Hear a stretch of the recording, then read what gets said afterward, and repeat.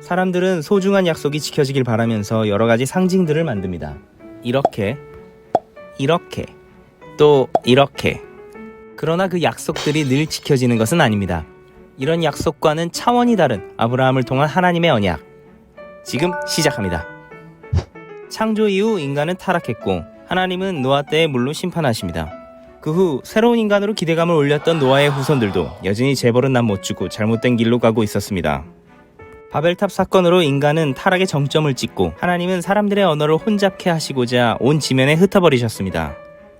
그 후 하나님은 갈대아 우르에 살고 있는 아브라함을 부르셨습니다. 당시 아브라함의 나이는 75세였습니다. 하나님은 아브라함에게 지시할 땅으로 가라고 하시면서 내가 너로 큰 민족을 이루고 내게 복을 주어 내 이름을 창대케 하리니 너는 복의 근원이 될지라. 너를 축복하는 자에게는 내가 복을 내리고 너를 저주하는 자에게는 내가 저주하리니 땅의 모든 족속이 너로 인하여 복을 얻을 것이니라고 약속하셨습니다.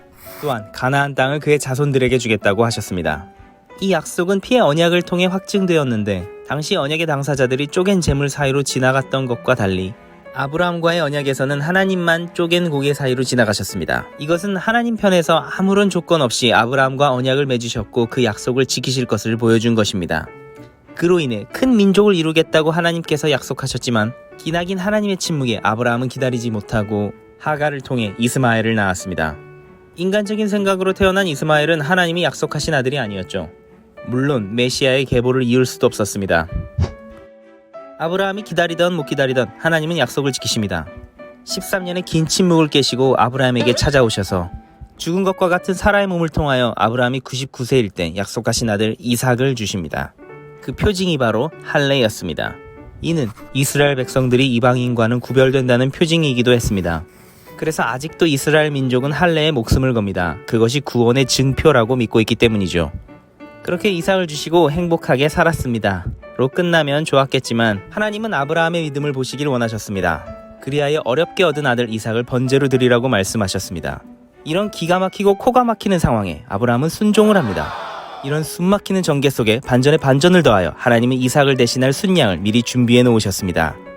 하나님의 인류 구원 계획의 예고편을 그들에게 보여주신 것입니다. 바로 우리를 구원하기 위해 희생제물로 오신 예수님.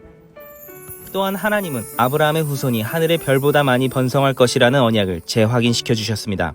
아주 복이란 복은 다 퍼주시기로 작정하신 것처럼 약속하시고 지키시기를 반복하십니다. 하나님이 택한 아브라함은 하나님의 약속을 믿고 순종하였습니다. 이것은 구원에 대한 약속을 대하는 우리의 반응이어야 합니다. 이삭 대신 순양을 우리의 죄를 대신해 예수님을 보내주신 것 같이 우리를 향한 하나님의 놀라운 구원 계획이 이루어질 것임을 믿고 순종하는 것이 우리가 해야 할 일입니다. 그리고 우리가 해야 할 일이 하나 더 있습니다. 그것은 바로 구독과 좋아요로. 지금까지 순삭성경